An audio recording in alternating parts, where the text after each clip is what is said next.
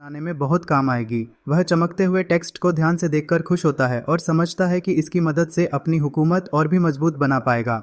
जो क्योंग अपने top commanders Lian Cheng, Bai Haotian और मू हुफा को बुलाकर अभियान में उनकी मेहनत की तारीफ करता है। तीनों कमांडर आगे बढ़कर अपने मास्टर को गहरा प्रणाम करते हैं और उनकी बात स्वीकार करते हैं। जो क्योंग तीनों को 10-10 एनर्जी क्रिस्टल देता है और होली सैंक्चुरी पैलेस में एक दिन कल्टीवेशन करने की इजाज़त भी देता है। बाकी फॉलोअर्स को भी एक एक एनर्जी क्रिस्टल इनाम में मिलता है। सभी फॉलोअर्स झुककर अपना धन्यवाद करते हैं। दो कमांडर बात करते हैं कि अगर उनके मास्टर होली सैंक्चुरी को इनाम के रूप में दे रहे हैं तो ज़रूर वह जगह बहुत कीमती होगी। एक कमांडर पूरी सेना को बताता है कि जो भी सेक्ट के लिए बड़ा काम करेगा मास्टर उसे ज़रूर इनाम देंगे। यह सुनते ही पूरी सेना एक साथ वफादारी का नारा लगाती है। सीन बदलकर दिखाता है कि एक बहुत बड़ी सेना अंधेरे बादलों के नीचे सुनसान जमीन पर मार्च कर रही है। यह विशाल सेना पूरी योजना के साथ रेगिस्तान में आगे बढ़ती है ताकि सेक्ट का राज और भी ज्यादा फैलाया जा सके। दो शक्तिशाली प्रतिद्वंद्वी लीडर एक ऊंची पहाड़ी पर खड़े होकर एक बड़े शहर को देखते हैं और इस बात पर बहस करते हैं कि उस शहर पर कब्जा करने का हक किसका है। सिंह वाला बड़ा योद्धा कहता है कि दूसरा लीडर पहले ही सेक्रेट पुल का इस्तेमाल कर चुका है, इसलिए यह शहर उसका होना चाहिए। दूसरा लीडर जवाब देता है कि जब जीतने के लिए इतने सारे और इलाके मौजूद हैं तो सिर्फ इसी शहर के लिए लड़ने की क्या ज़रूरत है। दोनों हंसते हुए देखते हैं कि शहर के रक्षक बिना लड़े ही सरेंडर कर चुके हैं, इसलिए उनकी बहस का कोई मतलब नहीं बचता। दोनों वॉरलॉर्ड फैसला करते हैं कि फिलहाल मिलकर काम करेंगे और लूट को बांट लेंगे। दोनों हंसते हुए अपनी सेना को आगे बढ़ाने की तैयारी करते हैं। एक लीडर अपनी वैनगार्ड को आगे मार्च करने का आदेश देता है और कहता है कि शहर की सुरक्षा अभी भी काफ़ी मजबूत है। सिस्टम इंटरफेस दोबारा सामने आता है और दिखाता है कि झोंकियों की कल्टीवेशन सफलतापूर्वक डालुओ प्रथम स्तर तक पहुंच गई है। साथ ही चेतावनी मिलती है कि बहुत जल्द हेवनली ट्रिब्यूलेशन आने वाली है। एक जवान डिसाइपल अपने बुजुर्ग मास्टर के साथ पथरीली घाटी से गुजरते हुए पूछता है कि सेक्ट की सेनाएं सरेंडर कर चुके लोगों के साथ इतनी बेरहमी क्यों करती हैं। बुजुर्ग मास्टर बताता है कि वे सेक्ट मास्टर को ढूंढ रहे हैं। वह कहता है कि पिछले 50 सालों में जब से वह इस कैओटिक वर्ल्ड से दूर था तब से यह नया और बेहद ताकतवर सेक्ट पूरी जगह पर छा गया है। जवान डिसाइपल सेक्ट मास्टर की अपार ताकत को लेकर चिंता जताता है और पूछता है कि कहीं वे किसी जाल में तो नहीं जा रहे। मास्टर अपनी ऊंची कल्टीवेशन पर भरोसा जताते हुए उसे तसल्ली देता है। अचानक आसमान में काले बादल छा जाते हैं और तेज बिजली चमकने लगती है। मास्टर रुककर हैरान हो जाता है क्योंकि उसके ऊपर बहुत बड़ा ट्रिब्यूलेशन क्लाउड बन रहा होता है। मास्टर समझ जाता है कि यह आम ब्रेक थ्रू नहीं बल्कि मशहूर 99 हेवनली ट्रिब्यूलेशन है। वह कहता है कि सेक्ट मास्टर इससे बचने की कोशिश में ज़रूर कमज़ोर या बुरी तरह घायल हो जाएगा। मास्टर शैतानी मुस्कान के साथ कहता है कि अब उनके पास सही मौका है क्योंकि सेक्ट मास्टर इस समय सबसे ज़्यादा कमज़ोर होगा और इसी वक्त उस पर हमला किया जा सकता है। उसी दौरान आसमान में बिजली गरजने और चमकने लगती है। Firefox fast and आसमान में बिजली गरजने और चमकने लगती है। जबरदस्त युद्ध के बीच मोहू वांग, मोशु वांग और पांगशेंग दुश्मनों की विशाल सेना के सामने खड़े दिखाई देते हैं। दोनों पक्षों के बीच कुछ बातचीत होती है और फिर मोहू वांग और मोशु वांग बिना देर किए दुश्मनों पर टूट पड़ते हैं। दोनों अपनी जबरदस्त ताकत से दुश्मनों का सफाया करना शुरू कर देते हैं। मोशु वांग के एक भयंकर हमले से जमीन तक फट जाती है। इसके बाद वह दुश्मनों का मजाक उड़ाता है, लेकिन तभी दुश्मनों की एक और बड़ी सेना सामने आ जाती है। यह देखकर पांगशेंग अपनी रहस्यमयी शक्ति का इस्तेमाल करता है और एक यिन यांग सर्कल बनाकर दुश्मनों को अदृश्य धागों से पूरी तरह जकड़ देता है। कुछ ही पलों में उनके शरीर फटने लगते हैं और चारों तरफ तबाही मच जाती है, जबकि बाकी सैनिक डरकर पीछे हट जाते हैं। इसी दौरान आसमान में एक विशाल काला भंवर बनता है और वहां से दो बेहद ताकतवर योद्धा जियानजुन और लेईदी उतरते हैं। जियानजुन अपनी तलवार निकालता है जबकि लेईदी बिजली की ताकत इकट्ठा करके सबको चुनौती देता है। दोनों अपनी विशाल अवतार शक्तियों के साथ मैदान में उतरते हैं और पांगशेंग उनसे भिड़ जाता है।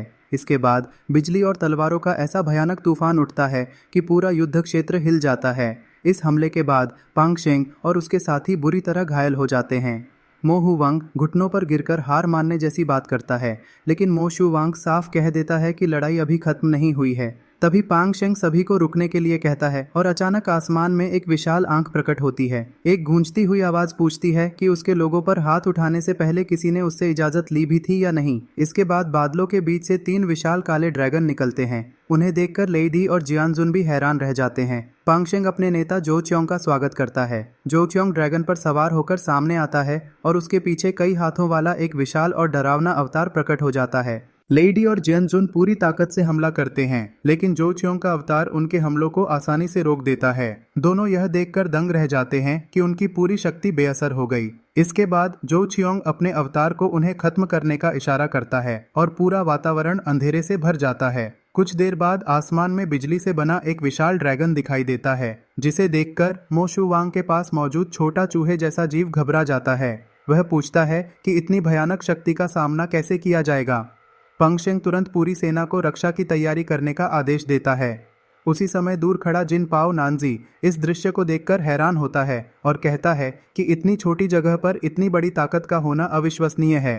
उसके साथ सनस्यू लाओजे और सनस्यू छिंगनियन भी मौजूद होते हैं। इस बीच जो चियोंग आसमान में शांत खड़ा होकर अपने हाथ में एक काला भंवर बनाता है, जो सारी बिजली को अपने अंदर समेटने लगता है। यह देखकर सनस्यू छिंगनियन अपने गुरु से पूछता है कि क्या उसने पूरी बिजली निगल ली है। थोड़ी देर बाद जो चियोंग के हाथ में एक गोलाकार हथियार प्रकट होता है, जो पूरी बिजली को नियंत्रित कर रहा होता है। सब लोग हैरान रह जाते हैं, क्योंकि जिस बिजली से बड़े बड़े विशेषज्ञ डरते थे, उसका जो चियोंग पर कोई असर नहीं पड़ता। वह इस पूरी शक्ति को तुच्छ बताते हुए तूफान को वापस जाने का आदेश देता है। देखते ही देखते लाल और काला तूफान गायब हो जाता है और आसमान पूरी तरह साफ हो जाता है।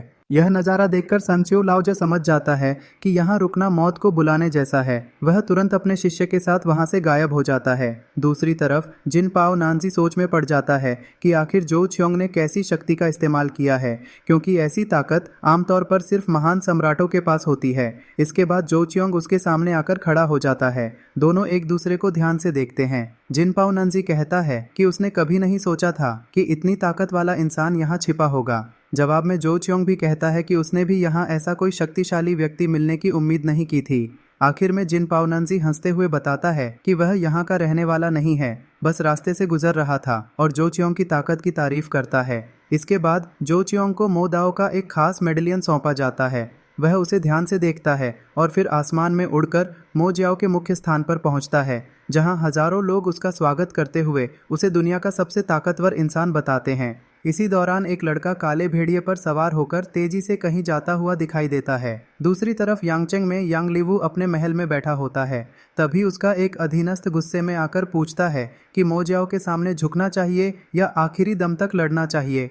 यांग लीवू परेशान होकर सोचता है कि मो जियाओ ने इतनी जल्दी पूरी दुनिया पर कब्जा कैसे कर लिया। वह अपने सभी लोगों की राय मांगता है। सभी मानते हैं कि अब मो जियाओ को रोकना नामुमकिन है और आत्मसमर्पण ही सबसे अच्छा रास्ता है। यह भी याद दिलाया जाता है कि मो जियाओ के नेता ने पहले उनकी जान बचाई थी, इसलिए उनके खिलाफ जाना ठीक नहीं होगा। सबकी बातें सुनने के बाद यांग लीवू ऐलान करता है कि यांगचेंग आधिकारिक रूप से मो जियाओ के सामने आत्मसमर्पण करेगा। यह सुनकर सभी लोग राहत की सांस लेते हैं और वहां से चले जाते हैं। लेकिन उनके जाने के बाद यांग लीवू अपने भाई को सच बताता है कि वह कभी भी आत्मसमर्पण नहीं करेगा। वह उसी रात पूरे परिवार के साथ डावू हुआंगचाओ भागने की योजना बनाता है। वह समझाता है कि अगर उसने लड़ने की बात कही होती तो डर के मारे उसके अपने लोग ही उसका सिर काटकर मो जियाओ को सौंप देते। अगली सुबह शहर के लोग देखते हैं कि यांग परिवार रातों रात गायब हो चुका है। अब पूरे शहर पर मो जियाओ का झंडा लहरा रहा होता है। इसके बाद जो चियोंग अपने सिंहासन पर बैठा दिखाई देता है, जहां सिस्टम उसे बताता है कि उसने हुनलुआन जीदी को जीतने का मिशन पूरा कर लिया है। उसके सामने उसका स्टेटस पैनल खुलता है, जिसमें उसकी नई शक्ति और तकनीकों की जानकारी दिखाई देती है। तभी सुनहरे मुखौटे वाला तियन यी उसके सामने आकर रिपोर्ट देता है कि हुनलुआन जीदी के बाहर डावू हुआंगचाओ और चिंक्यू गुओ जैसे बेहद ताकतवर साम्राज्य मौजूद हैं। वह बताता है कि वहाँ के शासकों की ताकत बानशेंग स्तर तक पहुँच चुकी है। साथ ही यह भी बताया जाता है कि वू वांगफू वास्तव में सम्राट के भाई का क्षेत्र है और ली लुओ वहाँ का राजकुमार है। सारी जानकारी सुनने के बाद जो चियोंग अगले दिन सभी बड़े अधिकारियों की बैठक बुलाने का आदेश देता है। YouTube won't pay you yet. Like stage will. From day YouTube won't pay you yet. Like stage will. From day one.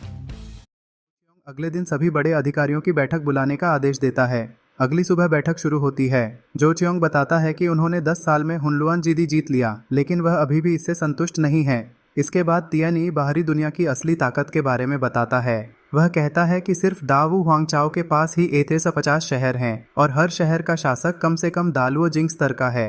उनमें से कई योद्धा तो उससे भी ज्यादा शक्तिशाली हैं। यह सुनकर मो जियाओ के सभी नेता हैरान और थोड़े चिंतित हो जाते हैं। जब मो हु वांग पूछता है कि शाही परिवार की ताकत कितनी है, तब तियन ही बताता है कि उनके पास बन शेंग जिंग स्तर के 10 विशेषज्ञ हैं और खुद सम्राट बन शेंग दियनफेंग पर पहुंच चुका है।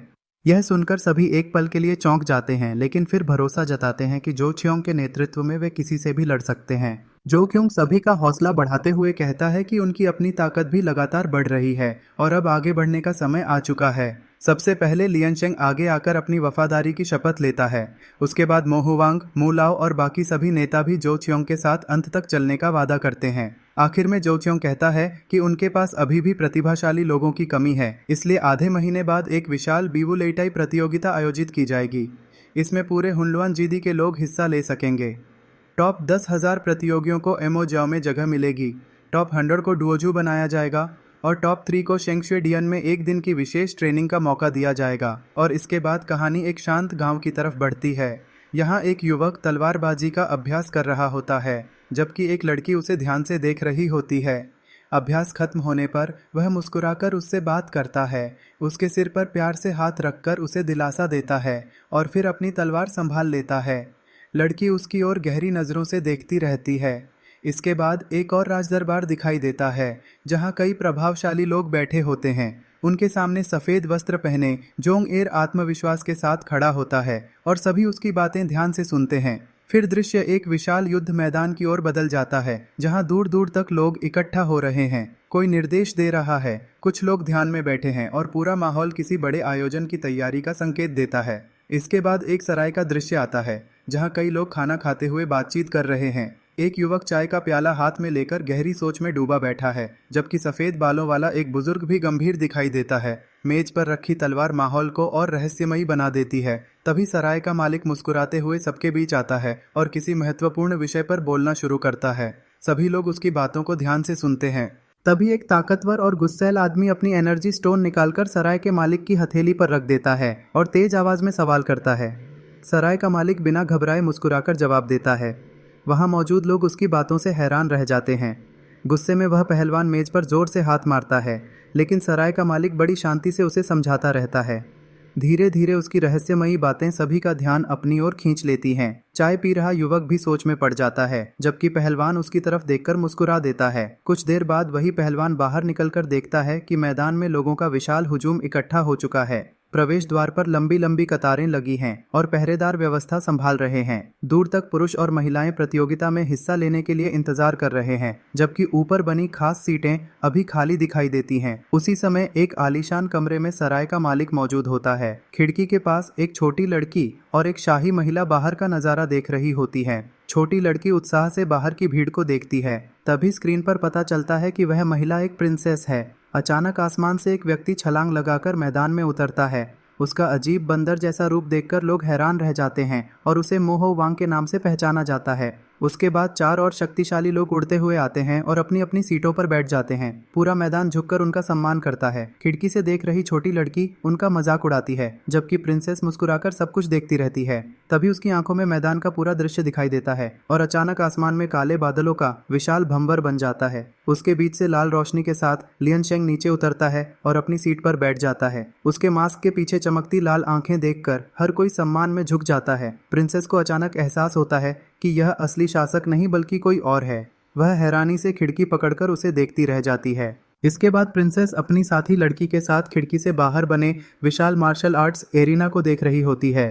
वह सोचती है कि आखिर एमो जाओ इतने बड़े आयोजन के पीछे क्या योजना बना रहा है और अगर यह एरिना टूट गया तो उनकी बड़ी बदनामी होगी। तभी मैदान में मौजूद लोग एमो जाओ जाओजू की ताकत की चर्चा करने लगते हैं। कुछ ही देर बाद एक महत्वपूर्ण घोषणा की जाती है कि यह प्रतियोगिता 3 दिनों तक चलेगी और पूरे एरिना को किसी भी तरह का नुकसान नहीं पहुंचेगा। इसके साथ ही मो जाओ जाओजू अपनी अद्भुत शक्ति का प्रदर्शन करते हुए पूरे एरिना के चारों ओर एक विशाल सुनहरी सुरक्षा ढाल बना देता है। यह देखकर वहां मौजूद सभी लोग दंग रह जाते हैं। एक युवक अपनी तलवार पर हाथ रखते हुए मन ही मन फैसला करता है कि वह हर हाल में मो जाओ में शामिल होगा।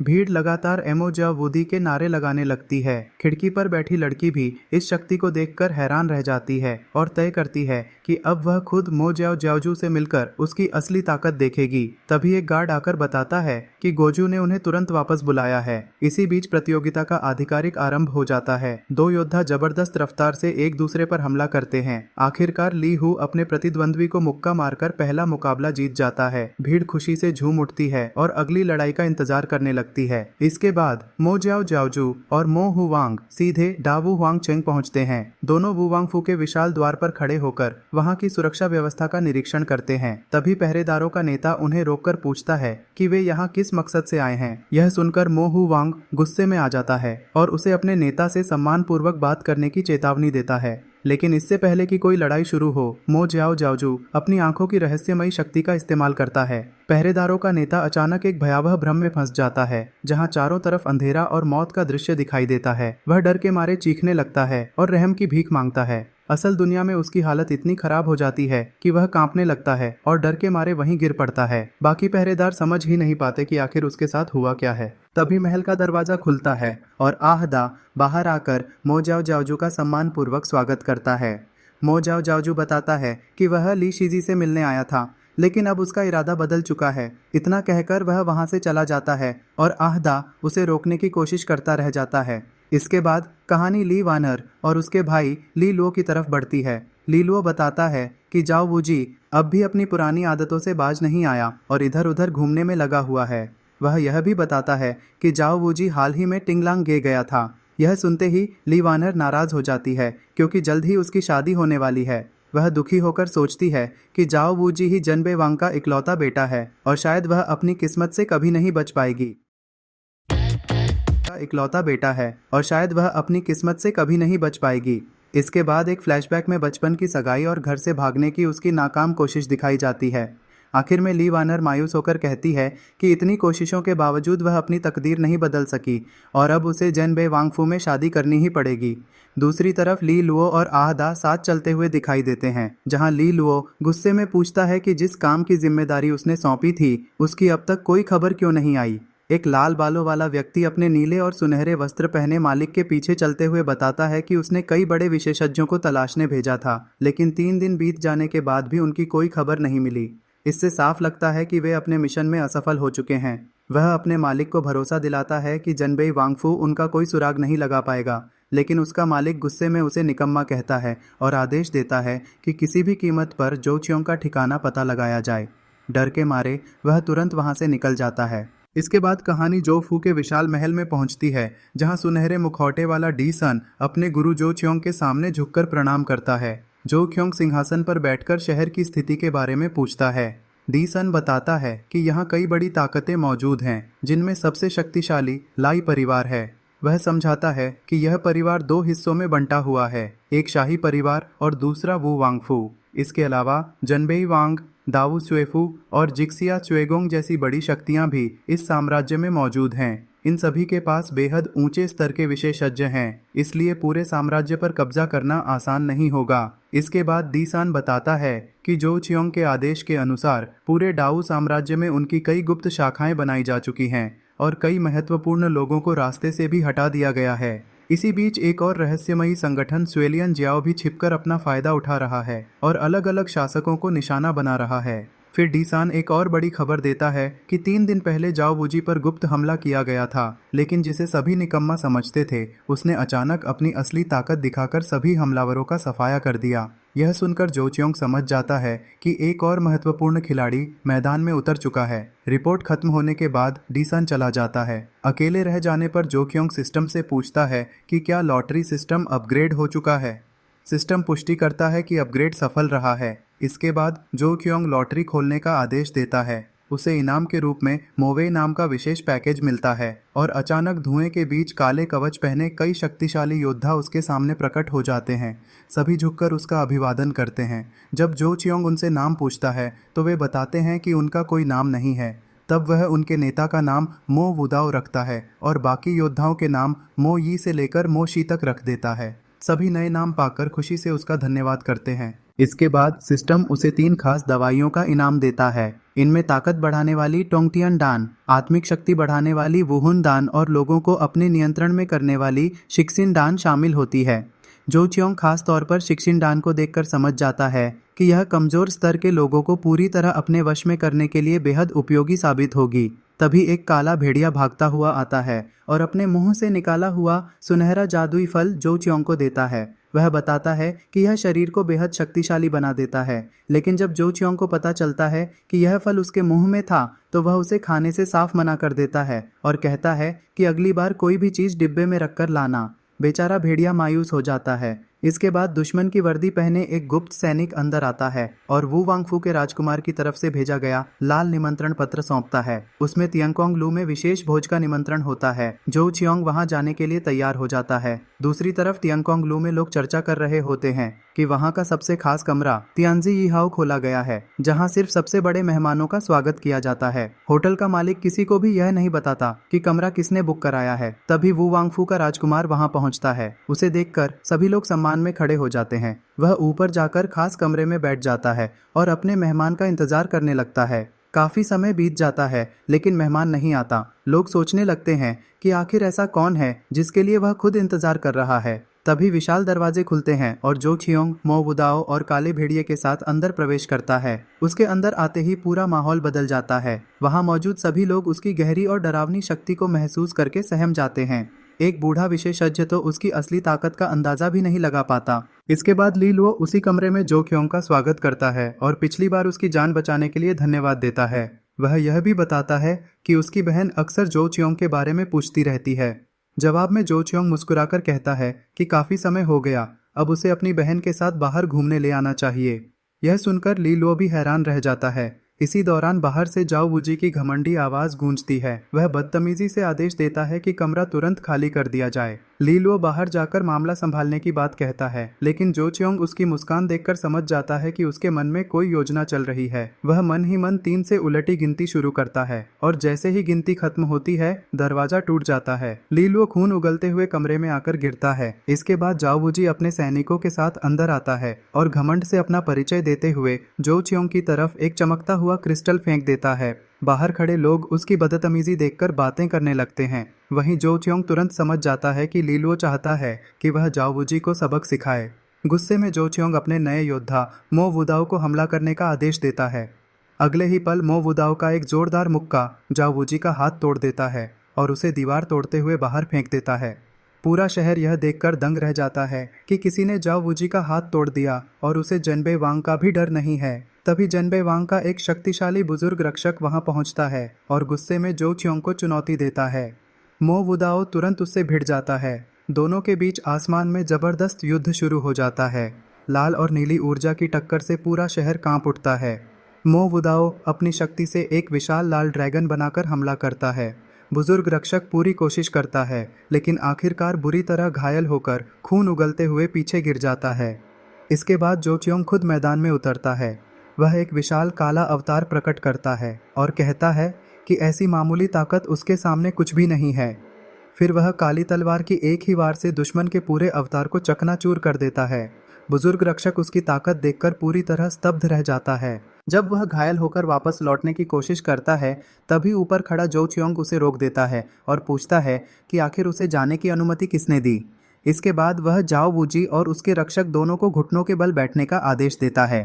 मजबूर होकर जाओ वूजी पूरे शहर के सामने घुटनों पर बैठ जाता है और अपमान से कांपने लगता है। जो चियोंग आदेश देता है कि शाम तक इसी तरह घुटनों पर बैठे रहो। इतना कहकर वह अपने काले भेड़िए और मो वुदाओ के साथ वहां से चला जाता है, जबकि जाओ वूजी मन ही मन इस अपमान का बदला लेने की कसम खाता है। भीड़ में छिपा एक रहस्यमयी नकाबपोश व्यक्ति ली लुओ से कहता है कि अब साफ हो गया है कि जो चियोंग पूरी तरह जीत चुका है, क्योंकि उसने जाओ वूजी जैसे घमंडी इंसान को पूरे शहर के सामने घुटनों पर बैठा दिया। आखिर में शाही महल का दृश्य दिखाई देता है, जहां एक नकाबपोश व्यक्ति सम्राट के सामने झुककर तियानकोंग टावर में हुई पूरी घटना की विस्तृत रिपोर्ट पेश करता है। सम्राट अपने सिंहासन पर बैठा हुआ एक गुप्त रिपोर्ट सुनता है। नकाबपोश सैनिक बताता है कि जनबे वांग ने रहस्यमयी व्यक्ति का सामना तो किया, लेकिन आखिर में पीछे हट गया। वहीं जाओ वूजी को पूरे दोपहर तियनकोंग बिल्डिंग में घुटनों के बल बैठकर अपमान सहना पड़ा। यह सुनकर सम्राट आदेश देता है कि सुएलियन सेक्ट की पूरी जांच की जाए और पता लगाया जाए कि उनका जाओ टिएई से कोई संबंध है या नहीं। सैनिक आदेश मानकर तुरंत गायब हो जाता है। अकेले रह जाने पर सम्राट सोचता है कि काश शादी का रिश्ता स्वीकार कर लिया गया होता। फिर उसका ध्यान मो सेक्ट की तरफ जाता है और वह मन ही मन सोचता है कि कहीं उसका नेता किसी महान गुरु का शिष्य तो नहीं है। दूसरी तरफ जनबे वांग मैंशन में जाओ वूजी अपने पिता से पूछता है कि उन्होंने उस दिन जो क्योंग को गिरफ्तार क्यों नहीं किया। जनबे वांग समझाता है कि अभी सही समय नहीं था और वह उसकी असली ताकत को लेकर पूरी तरह निश्चित भी नहीं था। वह बताता है कि जो चियोंग के पास ऐसी तलवार है जो उसे भी गंभीर रूप से घायल कर सकती है, इसीलिए जोखिम उठाना ठीक नहीं था। वह अपने बेटे को धैर्य रखने के लिए कहता है और वादा करता है कि सही समय आने पर वह खुद जो चियोंग को खत्म कर देगा। बेटे के जाने के बाद जनबे वांग गहरी सोच में डूब जाता है। उसे महसूस होता है कि पिछले 1 साल में जाओ वूजी का व्यवहार पूरी तरह बदल चुका है, मानो उसके अंदर कोई और मौजूद हो। उसने हर तरह से जांच करवाई, लेकिन सब कुछ सामान्य निकला। फिर एक अधीनस्थ व्यक्ति आकर रिपोर्ट देता है कि जो चियोंग का संबंध केओस लैंड से है और उसने वहां मो सेक्ट की स्थापना करके पूरे इलाके पर कब्जा कर लिया है। उसकी असली ताकत अभी भी रहस्य बनी हुई है। रिपोर्ट में यह भी बताया जाता है कि वू वांग के बेटे ने जानबूझकर जाओ वूजी को जो चियोंग के सामने भेजा था ताकि दोनों आपस में भिड़ जाएं। यह सुनकर जनबे वांग रिपोर्ट को आग में जला देता है। वह समझ जाता है कि जो चियोंग कोई साधारण इंसान नहीं बल्कि किसी प्राचीन परिवार या पवित्र भूमि का शिष्य हो सकता है। इसके बाद वह सोचता है कि फिलहाल सबसे बड़ी चिंता जो चियोंग नहीं बल्कि सम्राट का रवैया है। अगर शाही परिवार ने उसके आखिरी बेटे को नुकसान पहुंचाने की कोशिश की तो वह अपनी सारी वफादारी छोड़कर पूरे राजवंश को खत्म करने से भी पीछे नहीं हटेगा। इसी बीच जाओ वूजी अपने कमरे में गुस्से से इधर उधर घूम रहा होता है। उसे अपने अपमान की आग अंदर ही अंदर जला रही होती है। तभी लाल मुखौटा पहने यी चांग्युन उसके सामने आता है और बताता है कि जो चियोंग केओस लैंड से आया हुआ मो सेक्ट का नेता है। यह सुनकर जाओ वूजी हंस पड़ता है और अपने गुप्त प्लान के बारे में पूछता है। फिर गुस्से में मेज पर रखा कप तोड़ देता है और कहता है कि चाहे जो चियोंग किसी भी महान शक्ति से जुड़ा हो, उसका अंत तय है। इसके बाद एक बड़ा खुलासा होता है। जाओ वूजी सोचता है कि वह असली जाओ वूजी नहीं है। उसने जन्म से पहले ही इस शरीर पर कब्जा कर लिया था और उसकी आत्मा पूरी तरह इस शरीर में मिल चुकी है, इसलिए कोई भी उसकी असलियत पहचान नहीं सकता। उसे अपनी पिछली जिंदगी की सारी यादें भी पिछले साल ही वापस मिली हैं। अब वह पूरे डावू एम्पायर पर कब्जा करने की तैयारी कर चुका है और जो चियोंग उसके लिए सिर्फ एक सीढ़ी साबित होगा। शहर में हर तरफ जो क्योंग की चर्चा होने लगती है। लोग कहते हैं कि उसके महल के बाहर हर समय निगरानी रहती है और कोई भी उसके करीब जाने की हिम्मत नहीं करता और कोई भी उसके करीब जाने की हिम्मत नहीं करता। उसकी ताकत जनबे वांग और वू वांग से कम नहीं मानी जा रही। अगर वह मो सेक्ट का नेता न होता और शाही परिवार से टकराव न लेता तो उसके दरवाजे पर मेहमानों की लाइन लगी होती। दूसरी तरफ जो चियोंग अपने कमरे में बैठा होता है कि तभी उसका सिस्टम अपग्रेड पूरा होने की सूचना देता है। अपग्रेड के बाद सिस्टम एक छिपा हुआ मिशन खोलता है। सिस्टम बताता है कि क्योंकि उसकी मुलाकात दूसरे सन ऑफ हेवंस डेस्टिनी यानी जाओ वूजी से हो चुकी है, इसलिए अब उसे एक नया मिशन मिला है। इस मिशन का उद्देश्य सन ऑफ हेवंस डेस्टिनी को खत्म करना है। ऐसा करने पर उसे एक रहस्यमयी गिफ्ट बैग मिलेगा और वह उसकी किस्मत की शक्ति अपने साथियों में भी बांट सकेगा। यह सुनकर जो चियोंग काफी खुश हो जाता है। वह सोचता है कि अगर उसके सभी अधीनस्थ भी मुख्य पात्रों जैसी किस्मत वाले बन जाएं, तो उसकी सेना अजेय हो जाएगी। कुछ दिन बाद पूरे शहर में फिर से हलचल शुरू हो जाती है, क्योंकि जल्द ही हेक्सिया एकेडमी और डावू एकेडमी के बीच होने वाली विशाल मार्शल आर्ट्स प्रतियोगिता शुरू होने वाली होती है। लोग चर्चा करते हैं कि इस प्रतियोगिता का विजेता रातों रात महान योद्धा बन सकता है। अलग अलग अकादमियों के छात्र और बड़े परिवारों के सदस्य शहर में पहुंचने लगते हैं।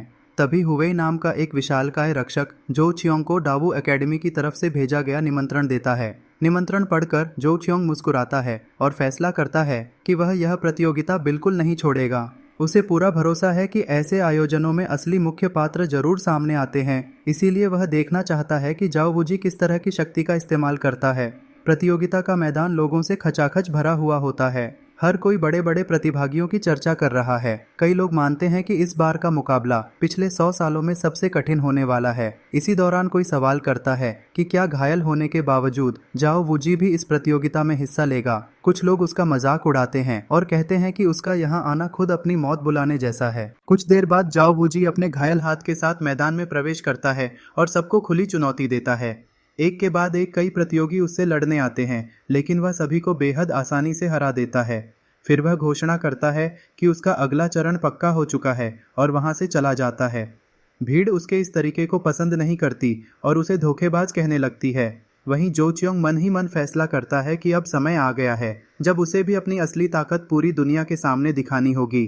प्रतियोगिता आगे बढ़ती रहती है और कई जबरदस्त मुकाबले होते हैं। आखिरकार बड़े बड़े अधिकारी और शक्तिशाली नेता भी अपनी विशेष सीटों पर आकर बैठने लगते हैं। सभी हैरान होते हैं क्योंकि एक खास सिंहासन अब भी खाली पड़ा होता है। किसी को नहीं पता कि वह सीट आखिर किसके लिए रखी गई है। अचानक आसमान में काले बादल छा जाते हैं और बिजली चमकने लगती है। तभी 3 विशाल काले ड्रैगन एक उड़ने वाली शाही रथ को खींचते हुए मैदान में उतरते हैं। उनके साथ एक काला भेड़िया भी दौड़ता हुआ दिखाई देता है। यह दृश्य देखकर पूरा मैदान सन्न रह जाता है। लोग हैरानी से कहते हैं कि आखिर कौन ऐसा व्यक्ति है जो हाफ सेंट स्तर के ड्रैगनों को अपनी सवारी खिंचवाने के लिए इस्तेमाल करता है। कुछ लोग तुरंत पहचान लेते हैं कि यह जो च्योंग का रथ है। थोड़ी ही देर में जो च्योंग अपने 4 काले वस्त्रधारी रक्षकों के साथ शानदार अंदाज में मैदान में प्रवेश करता है। उसकी मौजूदगी से पूरा माहौल बदल जाता है। बड़े बड़े अधिकारी भी महसूस करते हैं कि उसकी ताकत जनबे वांग से कम नहीं है।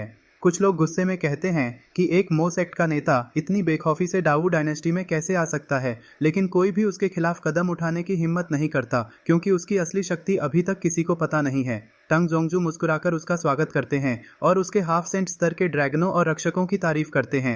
बाकी सभी बड़े नेता मन ही मन मान लेते हैं कि जो चियोंग जरूर किसी प्राचीन और बेहद शक्तिशाली शक्ति से जुड़ा हुआ है। वहीं आम लोग उसके साथ आए 10 हाफ सेंट स्तर के रक्षकों को देखकर पूरी तरह दंग रह जाते हैं। उनके मुताबिक इतनी ताकत तो शायद शाही परिवार भी अपने निजी रक्षकों के रूप में इस्तेमाल नहीं करता। इसी दौरान सिस्टम जो क्योंग को एक नई जानकारी देता है। उसे बताया जाता है कि हेवंस डेस्टिनी यानी भाग्य की शक्ति समय के साथ बदलती रहती है।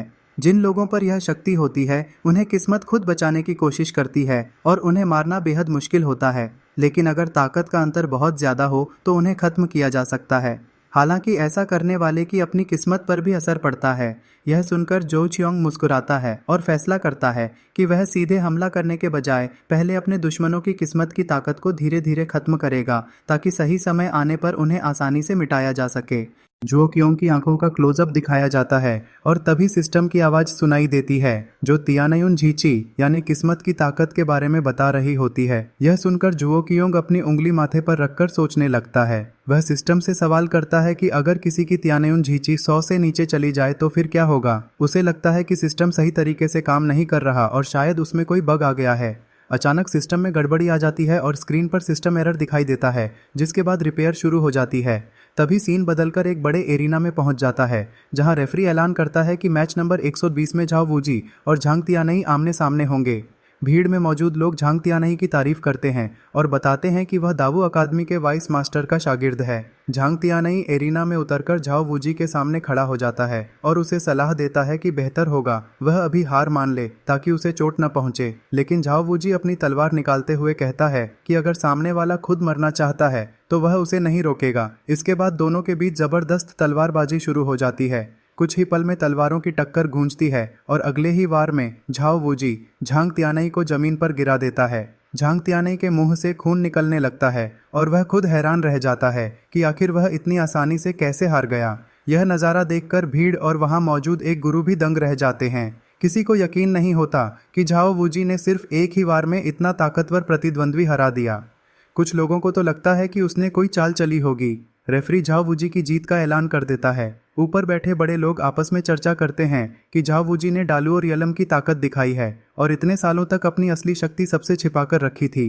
दूसरी तरफ जेनबेई वांग झाओ टिएई चाय पीते हुए सोचता है कि शायद उसने अपनी ताकत इसलिए छिपाई थी ताकि रॉयल फैमिली उसे निशाना न बनाए, लेकिन अब उसने खुद ही अपनी असली ताकत दुनिया के सामने ला दी है।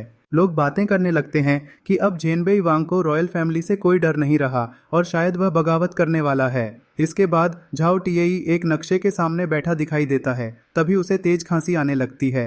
इसी दौरान जुओ क्योंग ऊपर से पूरा नज़ारा देख रहा होता है। वह मुस्कुराकर कहता है कि मुख्य किरदार के लिए अपने से कहीं ज्यादा ताकतवर लोगों को हराना तो बिल्कुल आम बात होती है। उसके पास बैठी ली वानेर और एक लड़का दोनों हैरान रह जाते हैं कि झाओ वूजी आखिर इतना ताकतवर कैसे बन गया। लड़का बताता है कि जब से उसे पता चला कि उसकी बहन की शादी झाओ वूजी से तय हुई है, तभी से वह उस पर नज़र रखे हुए था। वह सोचता है कि जो इंसान कल तक सिर्फ कियानगू रियल्म में था, वह अचानक डालुओ रियल्म तक कैसे पहुंच गया। उसे शक होने लगता है कि पिछली बार जो लोग झाओ वूजी की हत्या करने भेजे गए थे, उन्हें भी शायद उसी ने मार डाला था। वहीं ली वानेर सोचती है कि झाओ वूजी बचपन से ही बेहद प्रतिभाशाली था, लेकिन अपने दोनों भाइयों की मौत के बाद उसने जानबूझकर अपनी ताकत छिपा ली और एक साधारण इंसान बनकर रहने लगा ताकि किसी को उस पर शक न हो। फिर वह अपने मन में यह भी मान लेती है कि झाओ वूजी ने अपनी असली ताकत सिर्फ उसी के लिए दिखाई है, क्योंकि वह हमेशा उसे देखकर मुस्कुराता था और शायद उससे बहुत प्यार करता है। उसे लगता है कि झाओ वूजी यह साबित करना चाहता है कि वह बिल्कुल भी निकम्मा नहीं है और उससे शादी करने के पूरी तरह लायक है, ताकि दोनों एक खुशहाल जिंदगी बिता सकें। जुओ क्योंग उसकी सोच पर मुस्कुराने लगता है और तभी सिस्टम की रिपेयर पूरी हो जाती है। वह चाय का कप उठाता है, जबकि सिस्टम उसे बताता है कि एक नया ताबीज़ जतियानफू तैयार हो चुका है। यह खास ताबीज़ कुछ समय के लिए स्वर्गीय दाओ को धोखा दे सकता है और इस दौरान अगर किसी त्यानायुन झींची वाले व्यक्ति को मार दिया जाए तो कोई सज़ा नहीं मिलेगी। सिस्टम जुओ क्योंग को लूपहोल खोजने के इनाम के रूप में लेवल 1 जेतियानफू देता है, जो 500 से कम त्यानायुन वाले किसी भी इंसान की किस्मत को छिपा सकता है। उसके सामने एक स्क्रीन खुलती है जहाँ वह ताबीज़ की पूरी जानकारी देखता है। वहाँ लिखा होता है कि इसकी कीमत 10 लाख विलेन पॉइंट्स है। यह देखकर वह हैरान रह जाता है और सोचता है कि यह तो बहुत महंगा है। तभी सिस्टम एक नया मिशन जारी करता है जिसमें झाओ वूजी का राज पता लगाने का टास्क दिया जाता है। अगर मिशन पूरा हुआ तो उसकी कल्टीवेशन एक स्तर बढ़ जाएगी और साथ में सेक्रेट डेमन आर्मर भी मिलेगा, जबकि असफल होने पर कोई सजा नहीं होगी। जुओ क्योंग बिना देर किए इस मिशन को स्वीकार कर लेता है। नीचे एरिना में लोग जोर जोर से चिल्लाने लगते हैं कि जेनबेई वांग का बेटा कभी निकम्मा हो ही नहीं सकता और वह हमेशा से बेहद ताकतवर था। भीड़ में खड़ा एक मोटा लड़का राहत की सांस लेते हुए कहता है कि अच्छा हुआ उसने पहले कभी झाओ वूजी को नाराज नहीं किया, क्योंकि किसी को भी उसके छिपे हुए राजों का अंदाजा नहीं था। वहीं ली वानेर चुपचाप खड़ी सब कुछ देखती रहती है। अचानक जुओ क्योंग देखता है कि झाओ वूजी के सिर के ऊपर दिखाई देने वाले तियानयुन पॉइंट्स 143 से बढ़कर 158 हो जाते हैं। वह समझ जाता है कि जैसे जैसे मुख्य किरदार मजबूत होता जाएगा, उसकी किस्मत भी लगातार बढ़ती जाएगी। इसके बाद जुओ क्योंग की अपनी प्रोफाइल खुलती है जिसमें उसका नाम जोशियोंग जुओ क्योंग दिखाया जाता है। उसकी पहचान डेमन सेक्ट लीडर के रूप में सामने आती है और उसकी कल्टीवेशन डालुओ 8वीं परत बताई जाती है। प्रोफाइल में उसके हथियार शेनमो हुआन और शेनमो दाओ, साथ ही उसके माउंट मोलोंग फेनियान और पालतू डेमन डॉग मोचुआन दाबाई की जानकारी भी दिखाई जाती है। जुओ क्योंग अपनी शेनमो दाओ तलवार पर हाथ रखते हुए सोचता है कि लोग उसे जितना ताकतवर समझते हैं, असल में उसकी वजह सिर्फ यही तलवार है, क्योंकि यह सिर्फ एक बार ही अपना पूरा असर दिखा सकती है। सच तो यह है कि वह अभी भी जेनबेई वांग जितना शक्तिशाली नहीं बना है।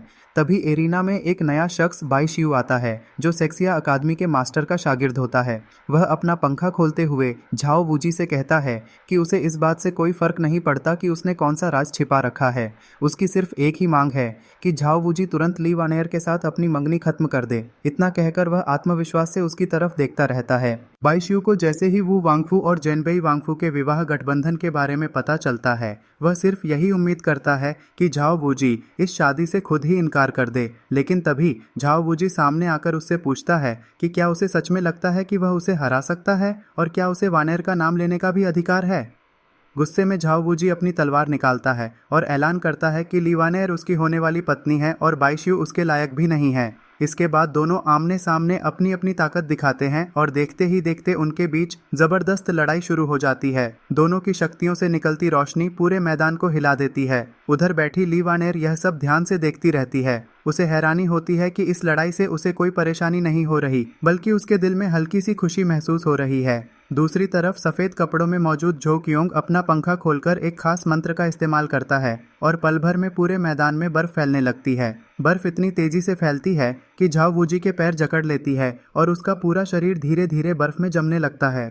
जो क्योंग बिल्कुल शांत खड़ा रहता है, जबकि बर्फ के अंदर एक रहस्यमयी रोशनी चमकने लगती है।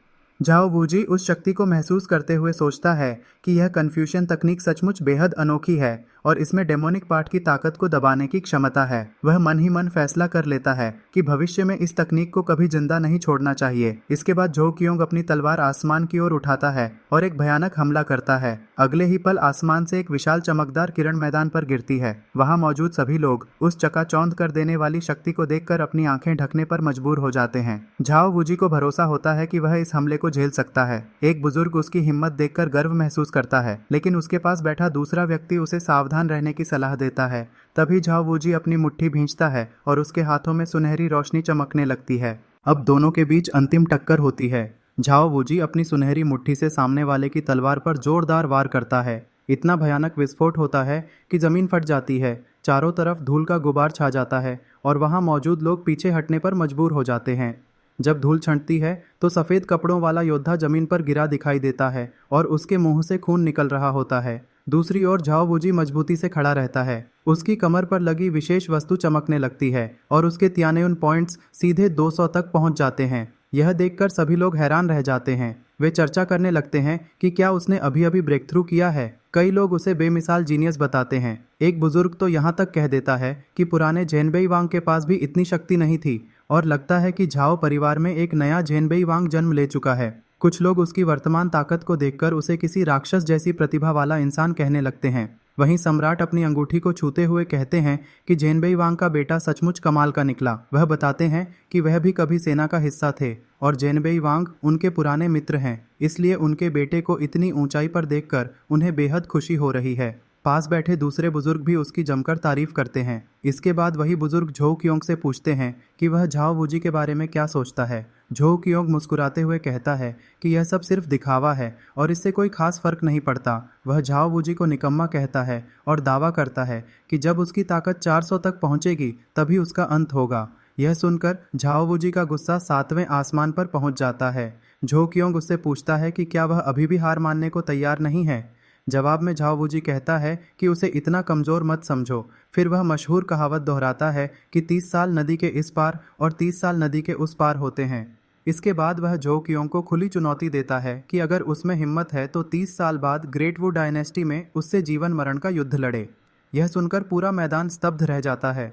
सभी लोग सोचने लगते हैं कि क्या वह पागल हो गया है, क्योंकि 30 साल में हाफ सेंट पीक तक पहुंचना लगभग असंभव माना जाता है। तभी एक व्यक्ति आगे बढ़कर झो क्योंग से अनुरोध करता है कि वह झाओ वूजी को माफ़ कर दे, क्योंकि उसने गुस्से में आकर यह चुनौती दे दी है। लेकिन झो क्योंग समझ जाता है कि 30 साल का समय मांगना इस बात का सबूत है कि झाओ वूजी को खुद पर पूरा भरोसा नहीं है।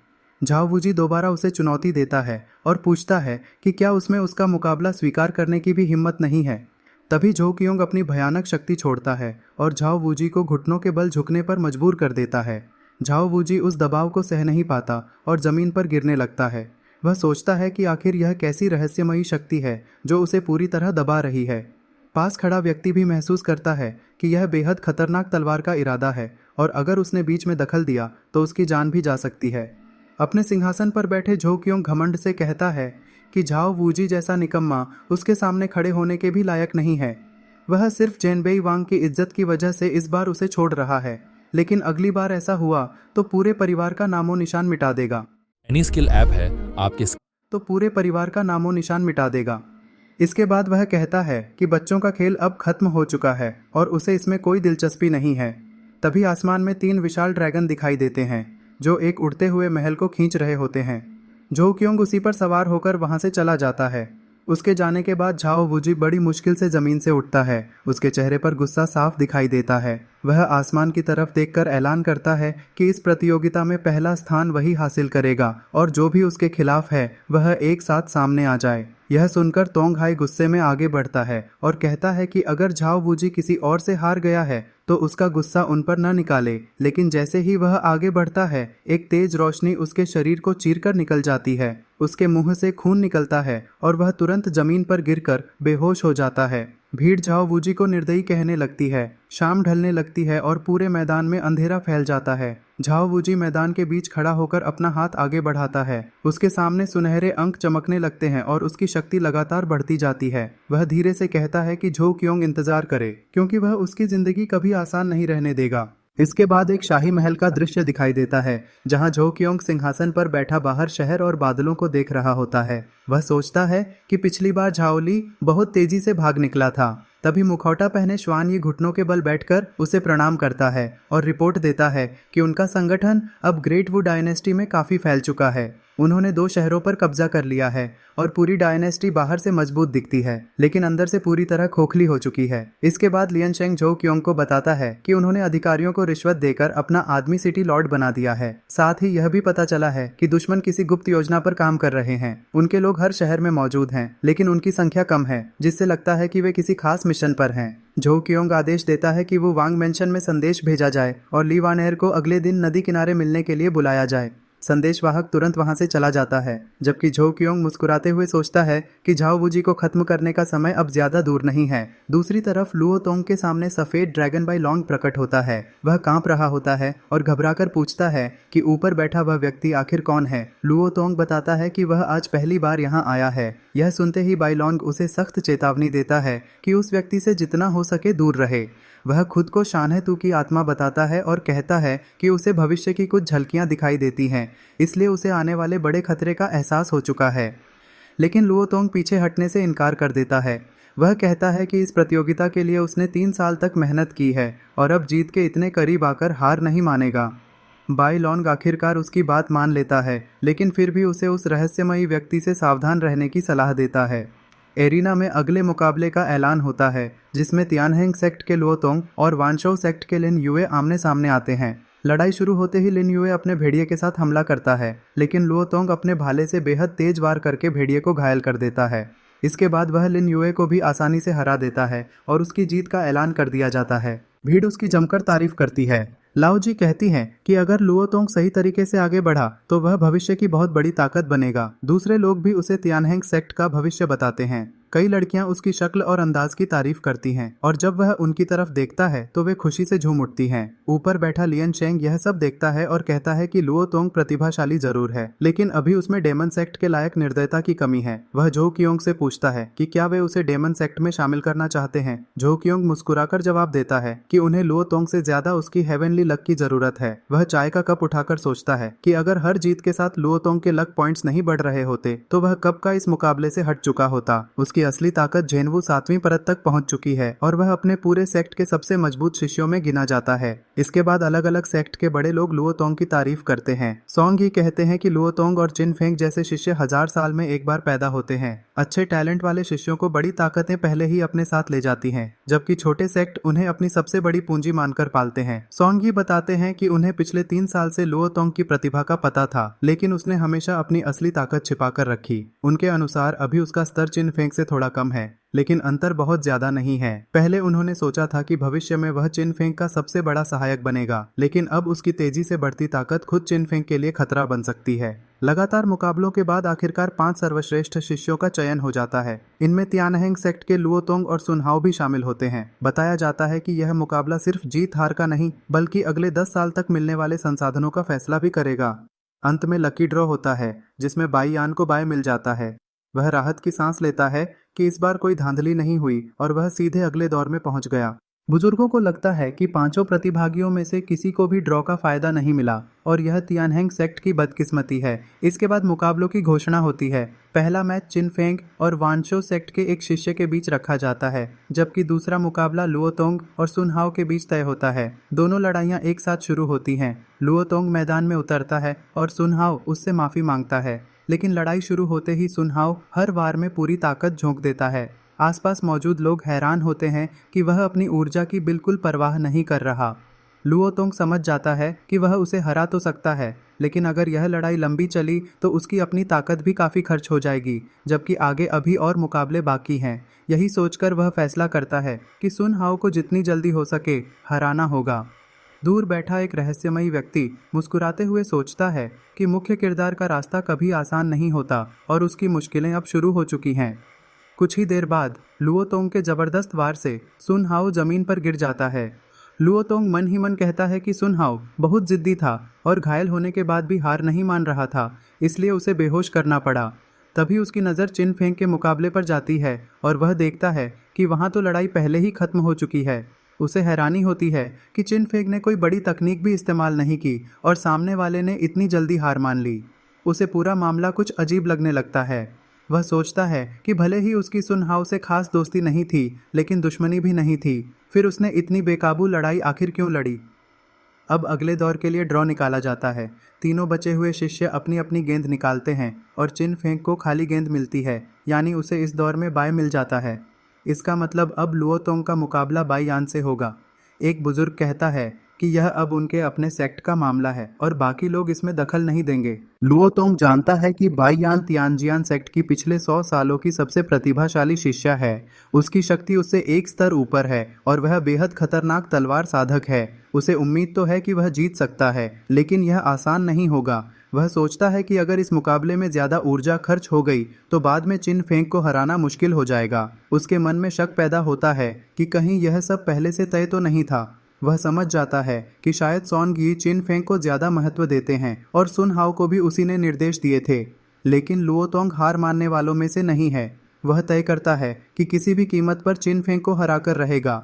इसके बाद वह अपना भाला लेकर बाई यान के सामने पहुंचता है और दोनों की लड़ाई शुरू हो जाती है। उसी समय बाई दाओरेन उससे कहता है कि पहले यह मुकाबला जीत लो, फिर वह स्पेस टाइम लॉ की मदद से उसकी शक्ति वापस दिला देगा। साथ ही वह चेतावनी देता है कि ऊपर बैठे उस रहस्यमयी व्यक्ति की नज़र में आने से बचना, क्योंकि वह बेहद खतरनाक लगता है। उधर बादलों में छिपा सफ़ेद ड्रैगन भी सोच रहा होता है कि सामने वाला अभी संत स्तर तक भी नहीं पहुंचा, फिर भी उसकी मौजूदगी इतनी डरावनी क्यों महसूस हो रही है। आखिरकार बाई यान हार जाती है और उसकी तलवार हाथ से गिर जाती है। लुओ तोंग जीतकर खड़ा रहता है, जबकि ऊपर बैठा व्यक्ति उसकी टाइम कंट्रोल करने वाली क्षमता देखकर प्रभावित होता है। वह सोचता है कि अगर यह शक्ति और विकसित हो गई तो यह लड़का बेहद खतरनाक बन जाएगा। फिर वह अफसोस जताता है कि यह प्रतिभाशाली शिष्य अपने सफर की शुरुआत में ही उसके जैसे सुपर विलेन बॉस से टकरा गया। थोड़ी देर बाद एक बुजुर्ग लुओ तोंग के पास आता है और उसकी प्रतिभा की तारीफ करते हुए कहता है कि वह तियानहेंग सेक्ट में चिन फेंग से बस थोड़ा ही पीछे है, लेकिन अब उसकी काफ़ी ऊर्जा खत्म हो चुकी है, इसलिए आखिरी मुकाबला कराने की ज़रूरत नहीं है। वह ऐलान करता है कि चिन फेंग को सेक्ट का सबसे श्रेष्ठ शिष्य मानकर अपना खास शिष्य बनाया जाएगा, जबकि लुओ तोंग को लॉ एल्डर का शिष्य बनाया जा सकता है। चिन फेंग सम्मानपूर्वक सिर झुका देता है, लेकिन लुओ तोंग गुस्से में उन्हें रोक देता है। वह कहता है कि उसने अभी हार नहीं मानी है। उसे लगता है कि सब लोग मिलकर पहले से फैसला कर चुके हैं। अगर ऐसा ही होना था तो उसके दोबारा जन्म लेने का क्या फायदा हुआ। वह आगे बढ़कर चिन फेंग को खुली चुनौती देता है। लुओ तोंग कहता है कि परंपरा के अनुसार सेक्ट का सबसे श्रेष्ठ शिष्य वही बन सकता है जो सबसे ताकतवर हो। बुजुर्ग देखते हैं कि वह किसी भी कीमत पर पीछे हटने को तैयार नहीं है। आखिरकार वे मुकाबले की अनुमति दे देते हैं। उन्हें भरोसा होता है कि थका हुआ लुओ तोंग चिन फेंग का सामना नहीं कर पाएगा, लेकिन लुओ तोंग महसूस करता है कि उसकी लगभग 80% शक्ति वापस आ चुकी है। उसे विश्वास है कि अगर चिन फेंग की ताकत पिछली जिंदगी जैसी ही है तो वह जरूर जीतेगा। दोनों आमने सामने खड़े हो जाते हैं। जैसे ही लुओ तोंग आगे बढ़ता है, आसपास मौजूद लोग हैरान रह जाते हैं कि उसने स्पीयर इंटेंट पर महारत हासिल कर ली है। बुजुर्ग कहते हैं कि रियल मार्शल रियलम में रहते हुए ऐसी कला सीख लेना किसी सच्चे जीनियस की निशानी है। अगर वह जिंदा रहा तो बहुत आगे जाएगा। उन्हें लगता है कि अब तीनों सेक्टों के बीच ताकत का संतुलन बदल सकता है। लुओ तोंग अपना भाला संभालते हुए कहता है कि आज वह चिन फेंग को हराकर सॉन गी को दिखा देगा कि असली श्रेष्ठ शिष्य कौन है। साथ ही एल्डर मू को भी पता चल जाएगा कि उनकी बेटी को सच्ची खुशी कौन दे सकता है। यह सुनकर ऊपर बैठा रहस्यमयी व्यक्ति सोचता है कि अब लुओ तोंग पर थोड़ा और दबाव बढ़ाने का समय आ गया है। इसके बाद लुओ तोंग और चिन फेंग के बीच भीषण युद्ध शुरू हो जाता है। दोनों की टक्कर देखकर सभी लोग दंग रह जाते हैं। लुओ तोंग महसूस करता है कि इस बार चिन फेंग उसकी पिछली जिंदगी से भी ज्यादा शक्तिशाली हो चुका है। दोनों के हथियार टकराते हैं, जमीन में दरारें पड़ जाती हैं और एक जबरदस्त विस्फोट पूरे मैदान को हिला देता है। लुओ तोंग अपनी बची हुई सारी ताकत एक आखिरी वार में लगा देता है। विस्फोट के बाद चारों तरफ धूल और पत्थर उड़ने लगते हैं। जब धुआं छंटता है तो चिन फेंग जमीन पर गिरा दिखाई देता है और उसके मुंह से खून बह रहा होता है, जबकि लुओ तोंग मजबूती से खड़ा रहता है। वह सॉन्गी के सामने जाकर कहता है कि इस मुकाबले का विजेता वही है। सॉन्गी भी उसकी जीत की घोषणा कर देते हैं, लेकिन साथ ही यह भी कहते हैं कि सेक्ट को 2 महान प्रतिभाशाली शिष्य मिले हैं। यह सुनते ही लुओ तोंग नाराज हो जाता है, क्योंकि उसे लगता है कि पहले किया गया वादा बदल दिया गया है। बाकी शिष्य भी आपस में चर्चा करने लगते हैं कि शायद सॉन्गी लुओ तोंग के खिलाफ हैं या फिर चिन फेंग को ज़्यादा महत्व दे रहे हैं। लेकिन लुओतोंग किसी की परवाह किए बिना आगे बढ़ता है और एल्डर मू फेंग्यू के सामने पहुंचकर कहता है कि वह मूली से प्यार करता है और उससे शादी करना चाहता है। वह वादा करता है कि पूरी जिंदगी उसकी रक्षा करेगा। वहां मौजूद कई लड़कियां उसकी बात सुनकर भावुक हो जाती हैं, लेकिन मू फेंग्यू साफ इनकार कर देती हैं। वह कहती हैं कि लुओतोंग और मूली का कोई मेल नहीं है और उसे यह ख्याल छोड़ देना चाहिए। यह सुनते ही मूली रोने लगती है। लुओतोंग समझ नहीं पाता कि मुकाबला जीतने के बाद भी उसका रिश्ता क्यों ठुकरा दिया गया।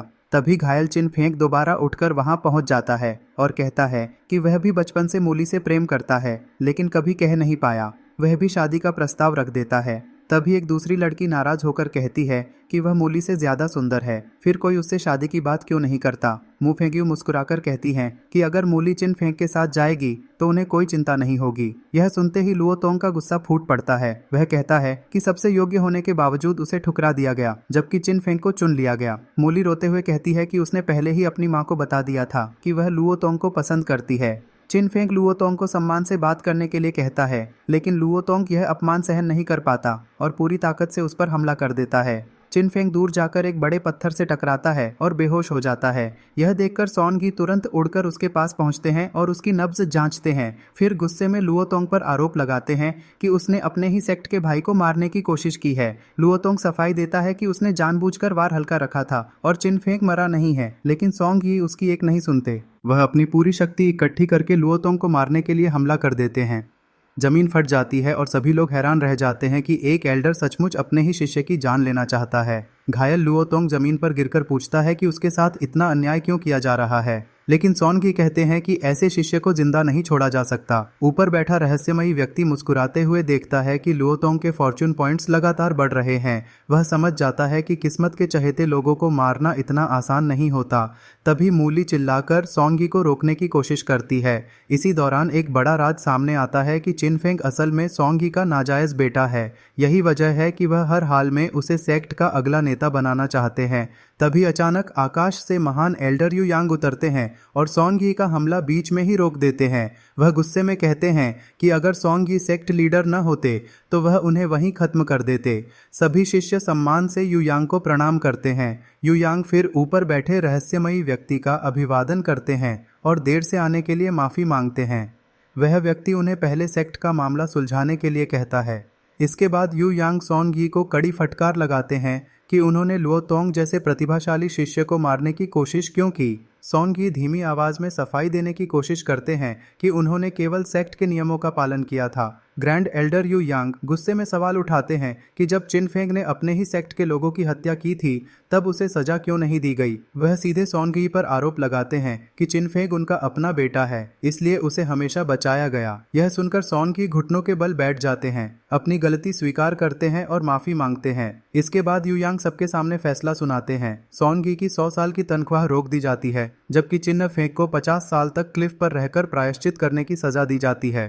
फिर यू यांग लुओतोंग को भी 30 साल तक लाइब्रेरी की सफाई करने की सजा सुनाते हैं और पूछते हैं कि किसी को कोई आपत्ति तो नहीं है। लुओतोंग बिना किसी विरोध के फैसला स्वीकार कर लेता है। इसके बाद यू यांग मुस्कुराकर कहते हैं कि लुओतोंग और मूली की जोड़ी बहुत अच्छी है, इसलिए दोनों को जल्द से जल्द शादी कर लेनी चाहिए। मूली थोड़ा उदास जरूर दिखाई देती है, लेकिन ग्रैंड एल्डर के आदेश को स्वीकार कर लेती है। दूसरी तरफ लुओतोंग खुशी से उनका धन्यवाद करता है और वहां मौजूद सभी लोग दोनों को शादी की बधाई देने लगते हैं। उसी समय थोड़ी दूरी पर बैठा जो क्योंग पूरी घटना को शांत भाव से देख रहा होता है। उसकी नज़र लुओतोंग के हेवनली लक पॉइंट्स पर जाती है जो अब 365 तक पहुंच चुके हैं। वह सोचता है कि अभी यह 400 तक नहीं पहुंचे हैं, इसलिए अब कुछ बड़ा करना पड़ेगा। इतना सोचकर वह अपनी जगह से उठता है और कहता है कि अगर सबका नाटक खत्म हो गया हो तो अब उसकी बारी है। अगले ही पल वह अपनी भयानक शक्ति का इस्तेमाल शुरू कर देता है। यह देखकर लुओतोंग समेत सभी लोग हैरान रह जाते हैं। अचानक एक जोरदार विस्फोट होता है और आसमान से तेज रोशनी बरसने लगती है।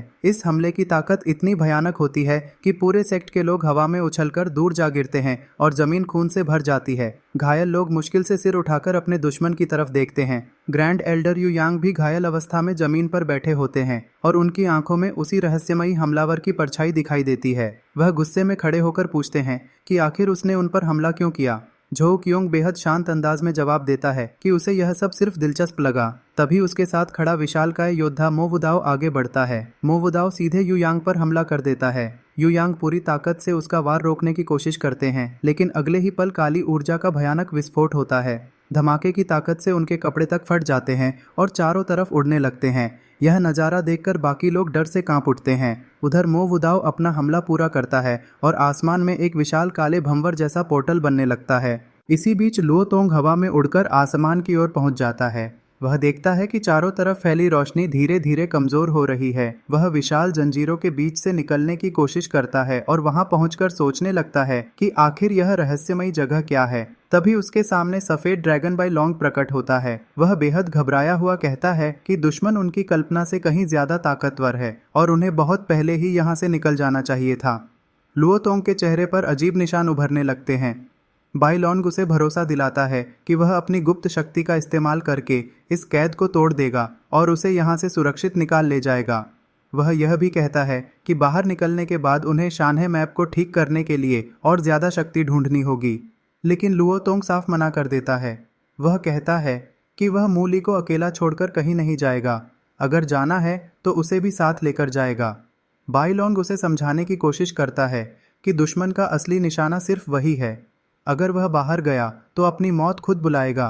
किराया का खर्चा कुछ है ही नहीं। निशाना सिर्फ वही है। अगर वह बाहर गया तो अपनी मौत खुद बुलाएगा। लेकिन जिन लुओ तोंग अपनी जिद नहीं छोड़ता। उसी समय नीचे झो क्योंग हल्का सा हाथ हिलाता है। उसका एक आदमी मू ली का हाथ पकड़कर उसे बेरहमी से खींचता है। मू ली के मुंह से खून निकलने लगता है। यह देखकर ऊपर खड़ा लुओ तोंग गुस्से से पागल हो जाता है। वह चीखकर कहता है कि वह अपने दुश्मन को जान से मार देगा।